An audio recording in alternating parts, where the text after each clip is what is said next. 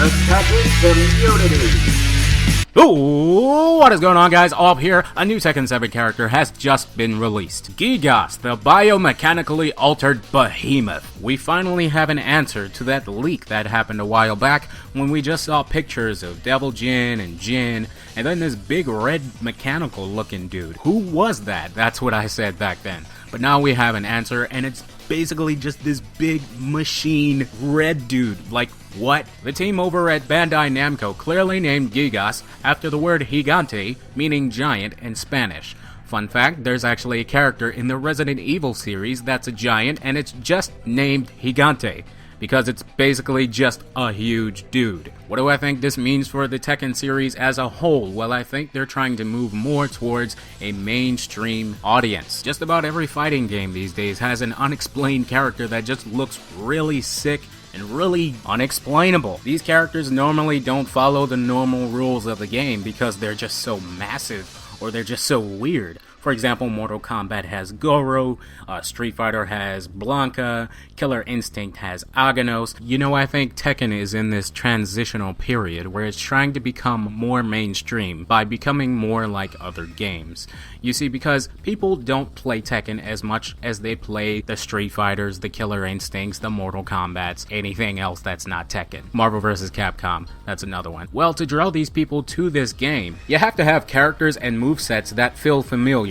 They have to be reminiscent of characters and movesets in other games. For example, you have Ryu and Ken in Street Fighter, so in Tekken you have Jin and Kazuya. The point I'm making here is that each of these characters in their own respective games are those games' versions of all-around characters. People use these characters because they're on the front of the box, they use them first, they help the player to learn the mechanics of the game before they can move on to somebody else. If people don't see characters with movesets and character models that don't look like anything from other games, there's no reason for them to come over and look at it, so they probably sat down long and hard, thought about what could we do to make Tekken 7 more attractive to the gamer that plays other fighting games. Well, now we have characters of different nationalities, we have characters with different movesets of all kinds from all around the world, and now we have characters that just look sick and have no explanation whatsoever. If you mix that together with even the fantasy fighting movesets, you have a really unique and diverse game, and that's what I think Gigas is trying to do here. But I want you to take a very close look at this character Gigas.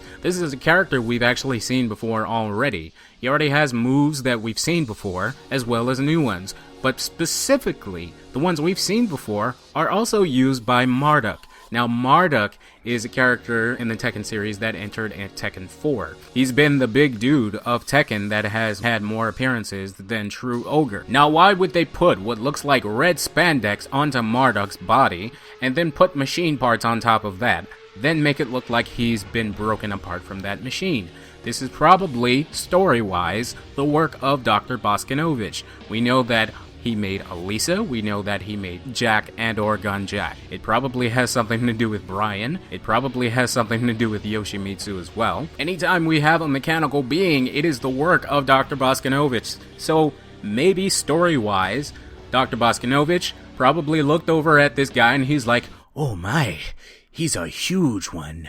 Maybe I'll take him into my lab and, experiment on him a little while. But oh no, he's broken away. Someone get him. And that explains why all of these wires and shit are coming all off of him and everything. So maybe he's escaped. Marduk's escaped, but he can't remember anything about himself. So I think it's safe to say that Marduk will not be in this game as himself in the same way that Julia Chang was not in Tekken Tag Tournament 2 as herself. She was actually JC, who coincidentally learned moves from Marduk's moveset. I don't really know how the community is going to feel about this character. It's essentially taking old assets from the game and repolishing it as something new. I mean, I think it's a pretty cool idea when a character gets a brand new moveset when going from one game to the other, in a similar fashion that Jin Kazama got a new moveset when he moved from Tekken 3 to Tekken 4.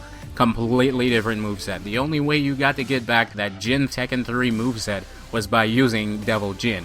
Except now you had to use Tekken 3's Jin in devil form using Tekken 2 devil mechanics. So when you think about it, it's really nothing new here. You shouldn't be surprised that they're using old assets to create new things. but I think so far we have a good handful of new characters, and maybe just a change of a character is pretty good. You never know, maybe Marduk doesn't get a lot of play in the Tekken tournaments, so maybe they want to make him playable again. Alright guys, this is AwpWilliams. Make sure to share, rate, comment, favorite, and subscribe, and remember that you cannot kill an idea. See you guys next time! Ow!